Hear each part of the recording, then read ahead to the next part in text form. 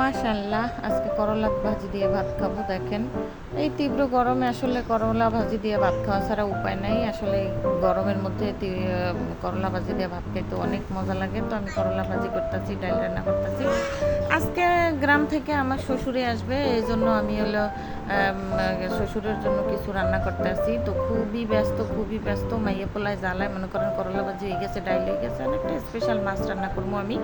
তো দেখেন আমি মাছ আনলাম, একটা বাজার থেকে বড় একটা বোয়াল মাছ কিনে নিয়ে আসলাম। বোয়াল মাছগুলো আমি সুন্দর করে ধুইয়া কাইটা লবণ হলুদ মাখাইয়া তারপরে বাইজা নিতে আসি তেলের মধ্যে। তো খুব স্পিডে আসলে ভিডিওটা দেখাইতে আসি।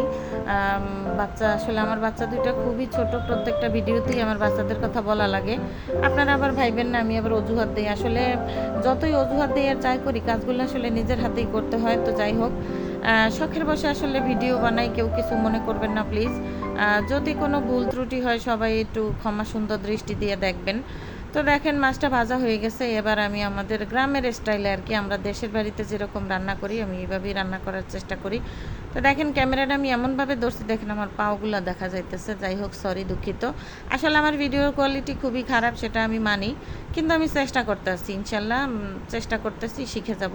তো এই টমেটো দেখছেন, এই যে টমেটো ছাড়া আমি এবার মাছই রান্না করতে পারি না। এক্সের স্বাদ লাগে টমেটো দিয়ে মাছ রান্না, পাতলা পাতলা ঝোল রানলে এক্সের বেমালা মজা লাগে। তো দেখেন টমেটোটা কষাইয়ে, মাছটারে কষাইয়ে তারপর আমি দিয়ে দিলাম একটু গরম পানি। সব সময় মনে রাখবেন, একটু তরকারিতে গরম পানি যদি, কুসুম গরম পানি যদি দেওয়া যায় তাহলে তরকারির স্বাদটাই চেঞ্জ হয়ে যায়, বুঝছেন। তো দেখেন মাখা মাখা ঝোল হয়ে গেছে, দিয়ে দিলাম কিছুটা ধনিয়া পাতা আবার কাল ফ্রিজে গুনে ফুরাই গেছে, দেখ কোনায় দুইটা গাছ করে রয়েছে, হেয়ে দিয়ে দিলাম। তো দিয়ে টিয়ে দেখেন মাছটা, এই হচ্ছে ফাইনাল লুক। এই যে মাছটা রান্না করা শেষ, মাছটা মনে হয় খাইতে অসম্ভব মজা হয়েছে। তো আমি এবার পরিবেশনটা দেখাইতেছি। শ্বশুরের জন্য আমি আসলে এইভাবে খাবারটা পরিবেশন করছি। তো এইভাবে তাকে আসলে বেড়ে খাওয়াবো, গ্রাম থেকে আসছে, গরমে তেতে পুড়ে। তো যাই হোক, সবাই ভিডিওটা ভালো লাগলে শেয়ার করবেন, লাইক করবেন, কমেন্ট করবেন। সবাইকে ধন্যবাদ, আল্লাহ হাফেজ।